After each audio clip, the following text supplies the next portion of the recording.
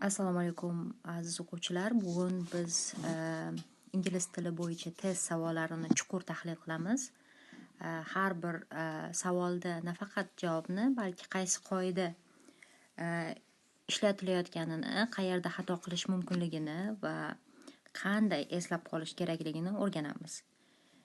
Bu sizga testdan tashqari real ingliz tilida ham yordam beradi. Bu testimiz 9 va 10 sinflarga mo'ljallangan 25 ta savol va bizga 50 minut berilgan. Birinchi savolimizga o'tamiz. Which of the following words is spelled correctly? Savolda accommodation so'zini to'g'ri yozilishi so'ralgan. Bu so'z ingliz tilida eng ko'p xato qilinadigan so'zlardan biri, chunki 2 marta C va 2 marta M harflari bor. Eslab qolish usuli A, C, C, O, double M, O, D, A, T, I, O, N, double C, double M qoidasini unutmaymiz.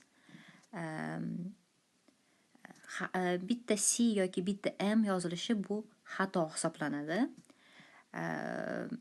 Bu savol sizni imlo xatolaringizni tekshiradi, grammatikani emas. Ikkita C va ikkita M javobimiz bu C varianti. Shuning uchun C varianti to'g'ri deb hisoblanadi. Keyingi savolimizga o'tamiz. Choose a correct synonym for the mandatory. Bu savolimizda biz sinonim topishimiz kerak. Sinonim bu ma'nosi bir xil so'zlarni biz sinonim deb ataymiz. Mandatory degani bu majburiy. Sinonim topish bu lug'at boylik savoli. Bu savol orqali sizni lug'at boyligingizni bilib olamiz. Variantlar tahlil qilamiz. Optional, ixtiyoriy, teskari ma'no, sinonim emas. B varianti, forbidden, taqiqlangan. Keyingisi compulsory, majburiy. Bu variantimiz to'g'ri hisoblanadi. Chunki mandatory bilan bir xil. Majburiy, compulsory is also majburiy. Va oxirgi variantimiz, bu to'g'ri kelmaydigan variantimiz, bu suggested. Buning ma'nosi tavsiya qilingan degan ma'no. Demak, faqat compulsory ma'no jihatdan mos. C variantimiz to'g'ri hisoblanadi. Keyingi savolimiz preposition. Preposition qo'yishimiz kerak bo'ladi. The students were not interested the lecture because it was too theoretical. Interested in ni eslab qolishingizni tavsiya qilaman, chunki bu ibora o'zgarmaydigan ibora hisoblanadi. Ingliz tilida ba'zi fe'llar va sifatlar o'z predloglariga ega bo'ladi. Masalan, good at, afraid of, interested in. Buni yodlash kerak emas, qoidasi yo'q. Buni faqatgina eslab qolish kerak. Keyingi savolimiz 4-chi savol. She hasn't finished her assignment yet. Question tag grammatika mavzuiga oid savolimiz. Question tag bu har doim gap oxirida kichik savol. Qoida: agar gap inkor bo'lsa, tag ijobiy bo'ladi. Agar gap ijobiy bo'lsa, tag inkor bo'ladi. She hasn't finished. Agar gapimiz boshi inkor bo'lsa, bu demakki savolda biz ijobiy savol berishimiz kerak. Has she to'g'ri keladi. Ko'pchilik xato qilib hasn't she deydi, lekin bu 2 marta inkor bo'lib qoladi. Shuning uchun has she javobimiz to'g'ri. A varianti to'g'ri hisoblanadi. 5-chi savolimizga o'tamiz. 5-chi savolimiz the article bilan boshlanyapti. The of the school is respected by all the students for his fair judgment. Bu false friends turiga kiradi. Yozilishi o'xshash, ma'nosi boshqa. Principal direktor yoki asosiy, principal prinsip qoida. Savolda maktab haqida gap ketgani uchun direktor ma'nosi kerak. Principal eslab qolish. P-R-I-N-C-I-P-A-L. Pal. Odam. Ya? Principal. B varianti to'g'ri hisoblanadi. 6-savolimizga o'tamiz. 6-savolimiz bu ingliz tilida eng qiyin mavzulardan biri if conditionals haqida. If more time I would have double checked my answer. Bu o'tmishda bo'lgan imkoniyat. Shuning uchun formulasi if plus had plus verb 3 if would have bilan beramiz keyingi imkoniyatimizni. Would have plus verb 3. Bu real emas, faqat taxmin. Ko'pchilik have had qo'yadi, bu xato. Shuning uchun bu savolimizda if I had more time I would have double checked. If I had qo'yamiz, C varianti to'g'ri hisoblanadi. 7-savolimiz. The documentary provided a look at the social causes of poverty. Biz bu yerda xotni tasvirlayapmiz. Shuning uchun bizga sifat kerak. Gapda look so'zidan oldin sifat kerak. Shuning uchun bizga fascinating, qiziqarli degan variantimiz to'g'ri bo'ladi. C varianti to'g'ri. Chunki qolgani, masalan, birinchi A variantimiz fascinate bu fe'l, fascination bu ot, fascinating bizga to'g'ri keladigan javob bu sifat. Testlarda ko'p uchraydi. Keyingi savolimiz bu 8-savol. Mantiqiy savol. An analogy is a comparison. Complete the following analogy. Glove is to hand as shoes is to. Bu mantiqiy bog'lanish savoli. Narsa qayerga kiyiladi? Bu til emas, fikrlash savoli. Glove is to hand. Biz qo'lqopni qo'limizga, oyoq kiyimni biz oyog'imizga kiyamiz. Foot. C javobi to'g'ri bo'ladi. Keyingisi 9-savol. 9-savol bu yerda phrasal verbs bilan ishlaymiz. When we were traveling in Italy, we decided to the beaten track to discover some hidden gems. Go off the beaten track bu odatiy yo'ldan chiqish, yangilik qilish degan ma'noda keladi. Bu idioma bo'lib, tarjima qilib bo'lmaydi, yodlab olish kerak bo'ladi. Shuning uchun go off javobi to'g'ri bo'ladi. Decided to go off the beaten track. Odatiy yo'ldan chiqish. B varianti to'g'ri hisoblanadi 9-savolimizda. 10-savol. It took the family a long time to the loss of their beloved pet. Bu yerda ham phrasal verb kelyapti. Get over yo'qotish yoki kasallikdan tiklanish degan ma'nosiga ega. Masalan, get over a break-up. Shuning uchun get over A variantimiz bizga to'g'ri keladi. It took the family long time to get over the loss of their beloved pet. Shu tiklanish, o'sha bu oilaga ko'p vaqt kerak bo'ldi.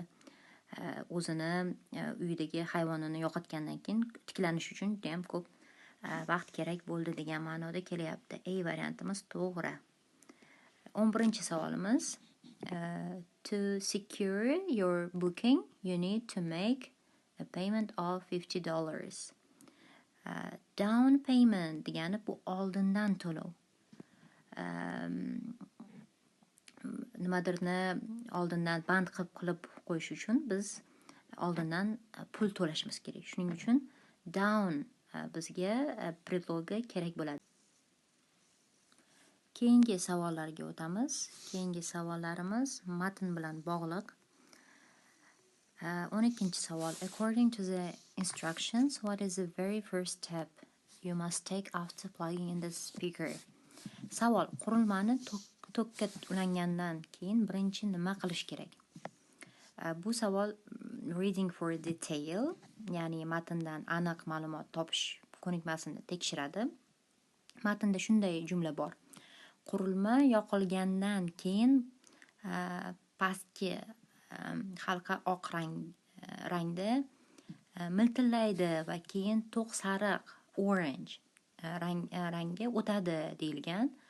Shundan keyin keyingi bosqich boshlanadi. Demak, birinchi qadam yorug'likni to'q sariq rangga o'tishini kutish.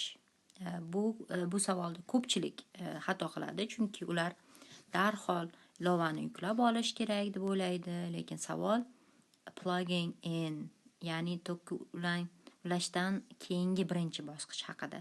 Bu yerda sizdan ketma-ketlikni tushuntirish talab qilinadi. Bizga berilgan variantlar bu: download our home app, keyingisi B, wait for the light to turn solid orange. Bu variantimiz bizga kerak, bu to'g'ri hisoblanadi.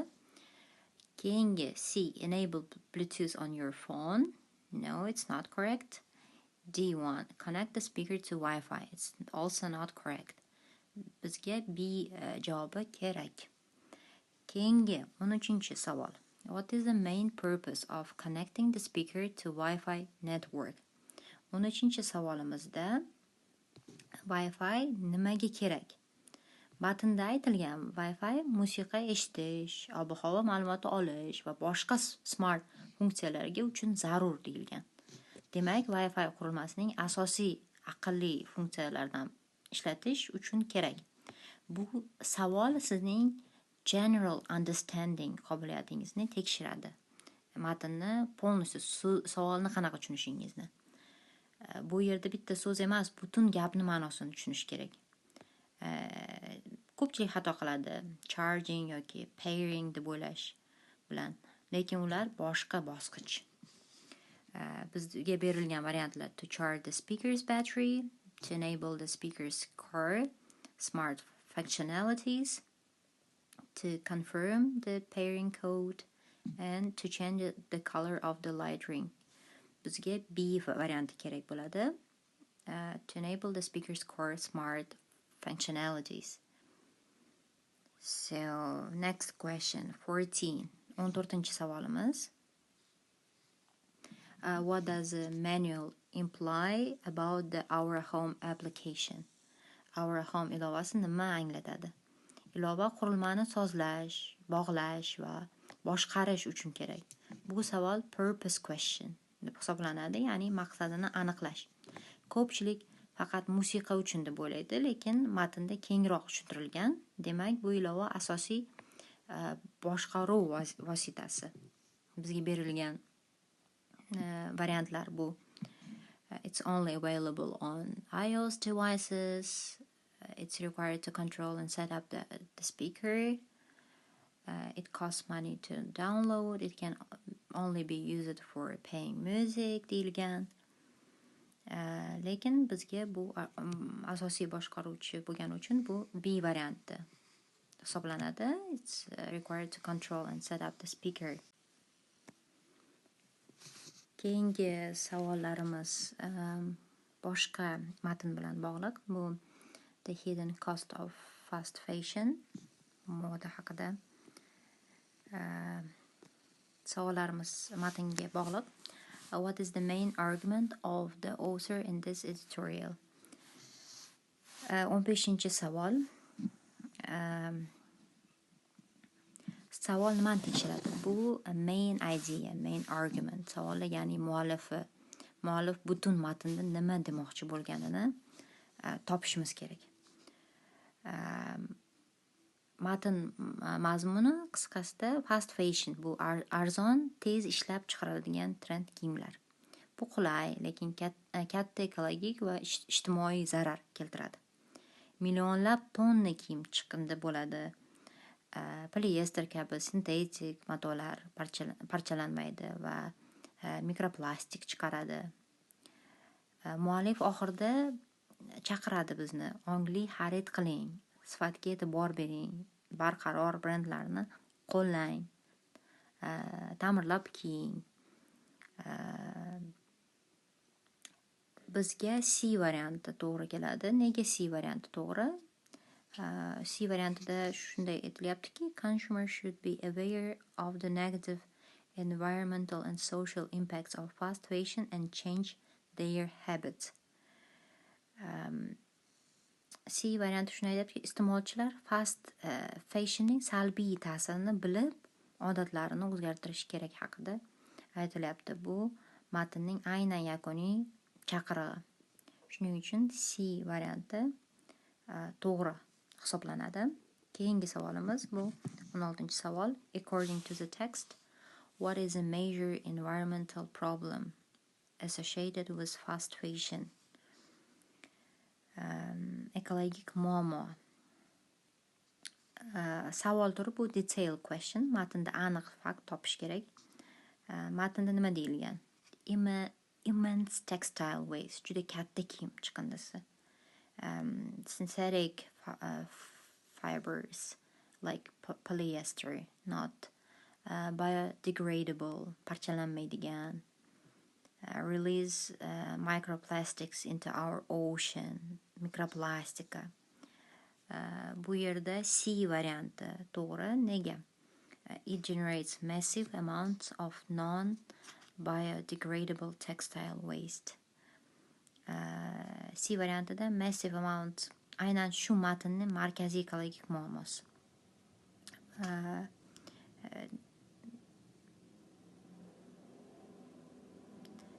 Shuning uchun C variantimizni to'g'ri deb hisoblaymiz. Nega boshqa variantlar noto'g'ri? A varianti elektr haqida matnda yo'q. B varianti tez modadan chiqib ketadi. Bu sabab bo'lishi mumkin, lekin matnda bu major environmental problem sifatida chiqindi ta'kidlanmagan. D ta'kidlangan. D varianti masalan shopping addiction matnda yo'q. Bu shopping addiction bu bog'lanib qoladigan odamlar. Masalan kofega bog'lanib qoladigan odamlar bor bizda. Shoppingga, kimdir smoking addicted, kimdir chekishga o'rganib qolgan odamlar bor. Keyingisi 17-savol. The author suggests that a mindful approach to fashion involves which of the following actions? Mindful approach degani bu ongli yondashuv. Matnda muallif nima taklif qiladi? Quality over quantity, sifat sonidan muhim. Sustainable brand, barqaror brendlar. Repairing clothes, ta'mirlash, tashlab yubormaslikni. Bizga bu yerda C varianti to'g'ri. Prioritizing high quality, long lasting items and repairing them. Bu matndagi 3 ta tavsiyaning jamlanmasi. Nega boshqalar noto'g'ri? A varianti har hafta yangisini olish fast fashionni kuchaytiradi, naborot. B varianti faqat sintetik, muallif sintetikni zararini aytgan. D variantimiz bu faqat qimmat, luxury. Muallif buni demagan, sifat degani har doim eng qimmat degani emas. Shuning uchun C varianti to'g'ri variant deb hisoblanadi. Keyingi savolimiz 18-savol. Based savol underlying assumption, yashirin taxmin.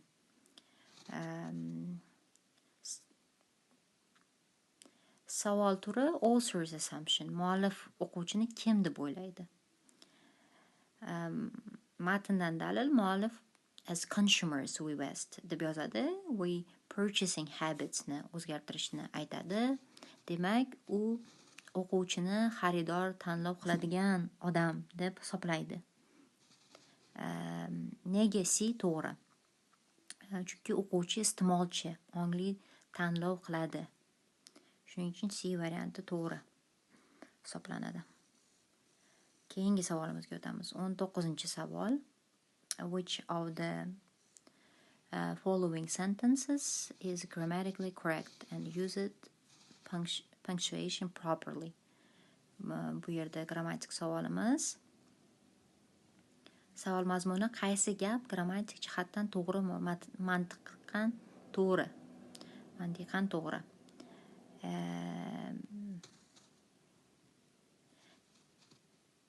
A variantimiz having studied for weeks, the exam felt surprisingly easy to him. B variantimiz the exam felt surprisingly easy to him, having studied for weeks. C variantimiz having studied for weeks, the exam felt surprisingly easy to him. D variantimiz the exam having studied for weeks felt surprisingly easy to him. Nega A variantimiz to'g'ri? Nega A eng yaxshi variant? Chunki participle clause odatda boshida keladi va asosiy gapga sabab beradi. Mantiq u o'qigan, he studied. Shuning uchun exam easy felt. Qolganlari nima uchun to'g'ri kelmaydi? B masalan variantimiz. Grammatik mumkin, lekin uslubiy jihatdan og'ir. Testdan odatda A tanlanadi. C variantimiz. Virgul noto'g'ri joyda. The exam ajratib yuborilgan. D variantimiz. Exam having studied. Exam o'qimagan-ku, mantiq buziladi. Shuning uchun A variantimiz eng yaxshi variant hisoblanadi. 20-savol. A friend tells you they just won a scholarship to their dream university. Which response best expresses surprise and congratulations? Vaziyat. Do'stingiz stipendiya yutdi. Bu katta yutuq. Eng mos javob. Hayrat, quvonch, tabrik, birlashtirgan javob. C variantini o'qiymiz masalan. No way, that's absolutely fantastic news. Congratulations. Bu tabiiy va mos. Shuning uchun bu C varianti hisoblanadi. C varianti to'g'ri javob. Keyingi 21-savolimiz. Which word contains a different vowel sound from the other three? Vowel sound degani bu bizda unli tovushlar. Though, dove, although odatda O tovushi bilan go kabi keladi. Ralph esa af, staff kabi. Shuning uchun farqli. Shuning uchun B variantimiz to'g'ri. Ralph. Keyingi savolimiz 22-savol. Rearrange the following parts to form a coherent sentence. Gapni yig'ishimiz kerak bo'ladi. To'g'ri javob A, chunki the manager was confident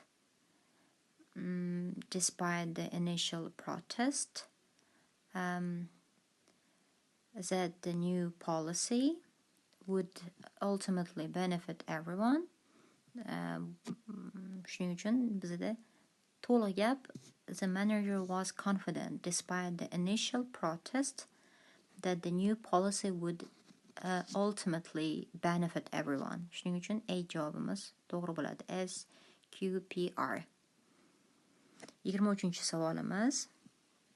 The proverb a ship in harbor is safe, but that is not what ships are built for implies that. 23-savolimiz maqol. Maqolni o'qidim. Ma'nosi xavfsiz joyda turish oson, lekin inson salohiyati sinov va tavakkal bilan ochiladi degan ma'noga ega. Shuning uchun C variantimiz to'g'ri bo'ladi. Bu yerda shu ma'no kelib chiqyapti. True potential is realized by taking risk and facing challenges, not by avoiding them. 24-savolimizda which sentence is punctuated correctly? Bizda B varianti to'g'ri hisoblanadi. I can't believe it's already August, said Sarah. Virgul iqtibos ichida said kichik harf. Shuning uchun bu B javobimiz to'g'ri bo'ladi, B variantimiz. 25-savolimiz. The politician's speech was full of empty promises and it sounded good but lacked any real substance. Which word best fits the blank? To'g'ri javob A hisoblanadi. Rhetoric, chiroyli gaplar, lekin mazmun yo'q. Aynan mos. A variantimiz to'g'ri hisoblanadi. Hammaga rahmat.